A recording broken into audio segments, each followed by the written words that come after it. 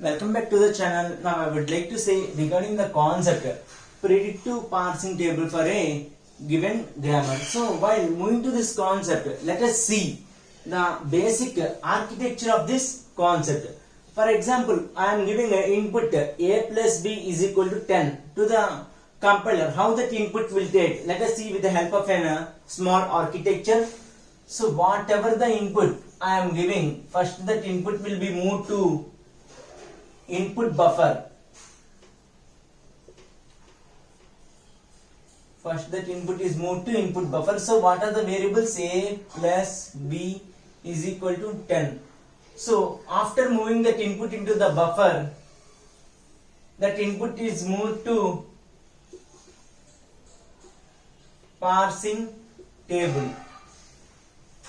So after moving that input to parsing table, the data is moved to stack. So after the data is moved to the stack,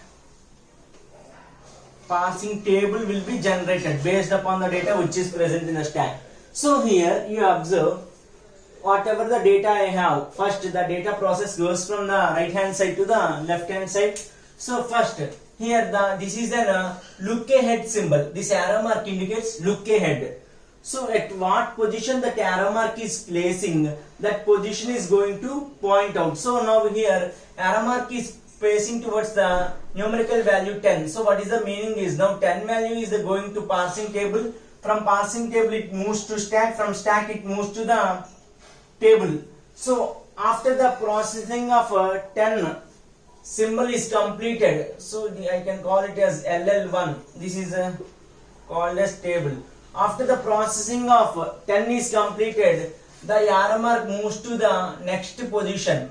So here the main thing I want to say is, whatever the process is going on, the arrow mark is going to point out that particular variable. If the arrow mark is now the process is happening for B, the arrow mark is going to point towards B. After that plus, after that A. So whatever the value the process is going on in an LL1 parser or in a stack or in a parsing table, the arrow mark is going to point out such variable.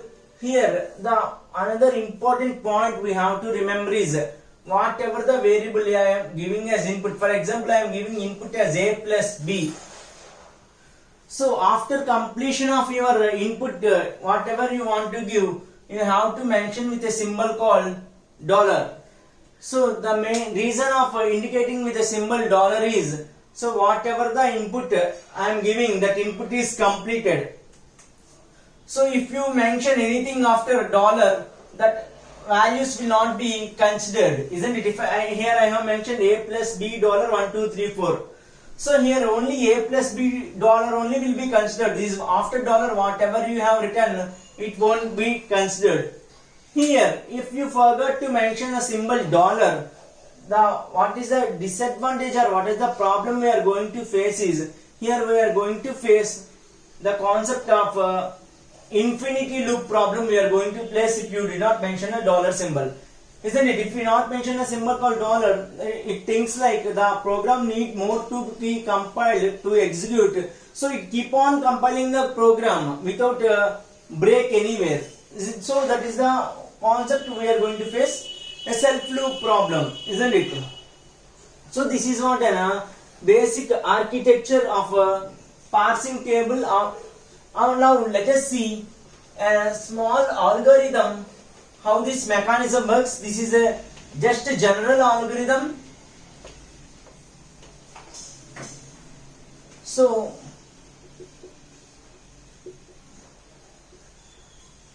let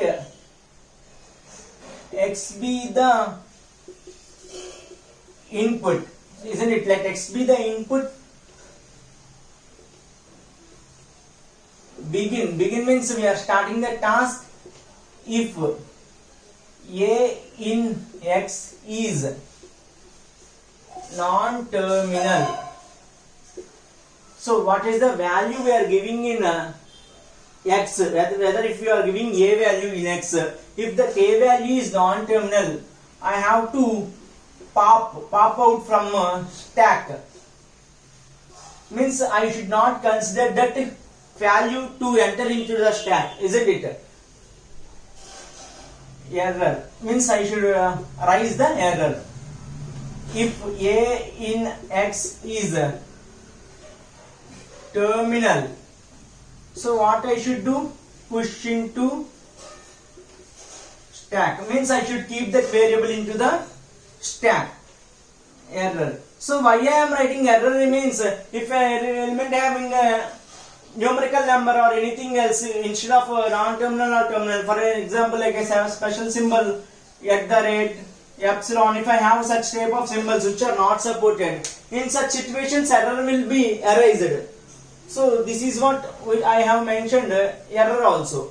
So this is what a simple algorithm, this is not an actual thing, this is an algorithm I have represented for general understanding purpose.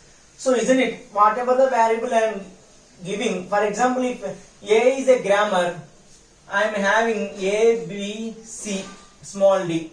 So in this grammar, first I have, if X in A, as per example, what is the thing I have? A. So what is the first variable? Capital A. It is a non-terminal. What I will do? I will remove A from the input. So what is the next value? B. So B is also non-terminal. I will remove. What is the next value? C. C is also non-terminal. I will remove. What is the next value? I have D. So what it will do? It will make that value to enter into the stack, like that. It will check each and every input variable, and if it is accepted, it will move, or else it will move, send it to else block, isn't it? If else, it will send to else block. If the condition is not satisfied in if condition, it will send to else condition. Here you have written begin.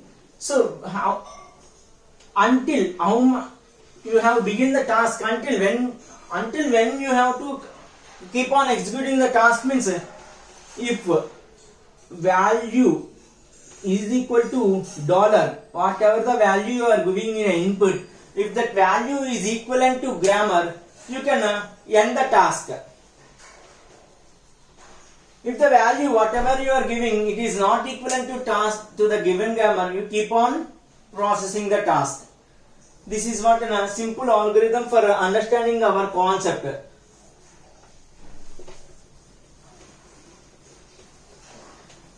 So now let's take a small example and see whether how to perform this algorithm on a grammar. So I am going to take a small example.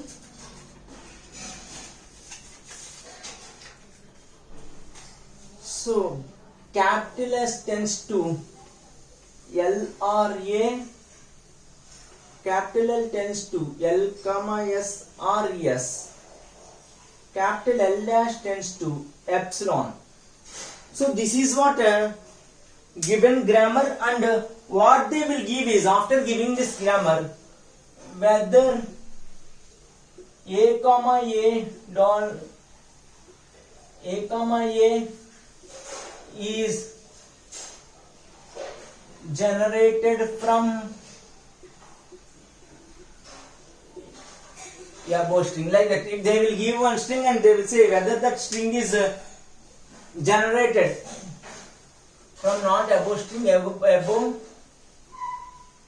grammar, whether the whatever the input is given by them, the input is taken from this grammar or not. That is what the thing we have to prove. So first, to perform this operation, what is the first thing we have to do is, we have to find first and follow of a given grammar. That is an first part. So let us do first and follow. First follow.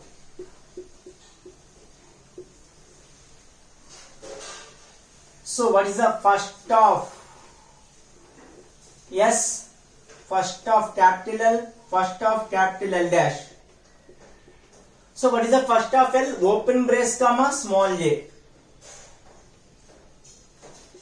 Next, what is the first of L? I have L. L is again a non-terminal. So let me see that. So L is a non-terminal. So it will not be considered. So that next value is S. So here the non-terminals are nothing. So I will write epsilon. So what is the first of epsilon? L dash. It is also nothing. I will write epsilon. So next follow. What is the follow of S? So you observe where the S, whatever the follow you are writing, first follow in the start node you have to keep the symbol dollar. So next what, wherever you find a capital S, you see and write the follow of that S. So now see what is the follow of capital L. So here I have capital L. What is the follow of capital L? Closed brace. So again, whether you find a capital S, here I have find capital S, capital L. So what is the follow of capital L? So I have a S value as a follow of a capital L. So comma A, I am going to get A. So now see what is the follow of L dash. So L dash, where I didn't have any follow value, so I am representing as epsilon. So now this is what a general thing we will do. So now we are doing the actual thing. So what actually they asked, whether small a comma small a is generated from the above grammar. This is what the point we have to understand. What is the meaning is, here I will write some words like x, y, z, p, q, 1, 2, 3.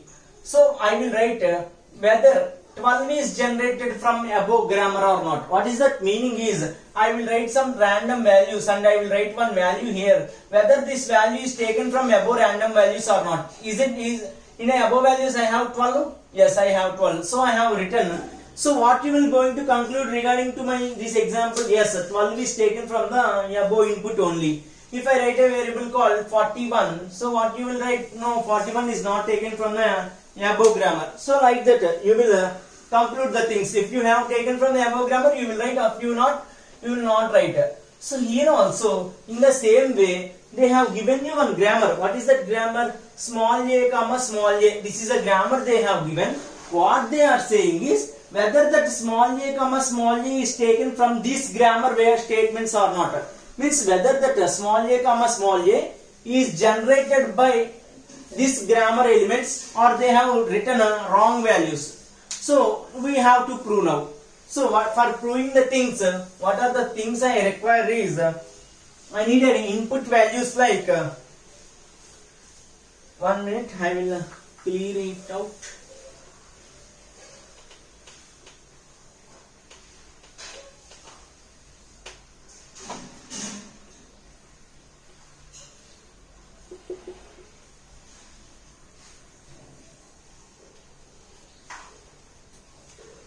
So for performing an action, I need a table with the fields like stack, input symbol, action.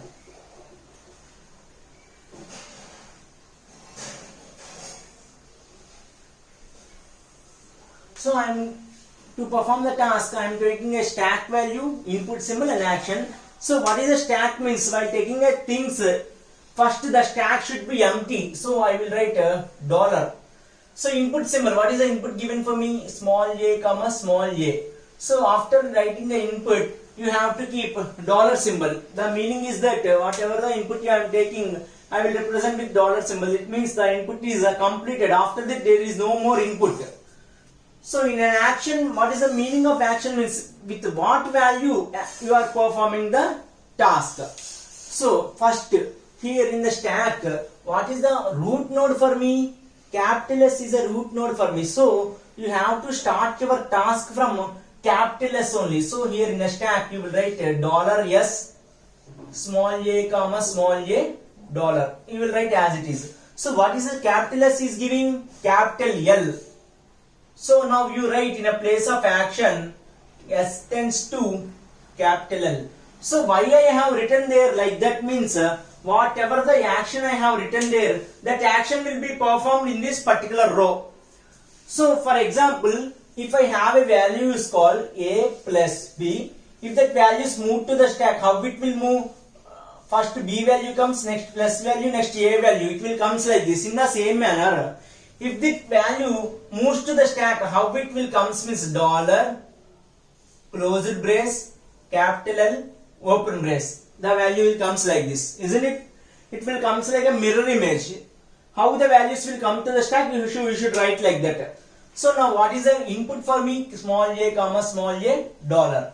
So here you observe, here open brace is common in both the places. So automatically this open braces will be eliminated. So after eliminating the open brace, what are the values you are having? Dollar, closed brace, capital L. So here are small a comma small a dollar. This is the remaining value after eliminating the open brace in a stack and input symbol.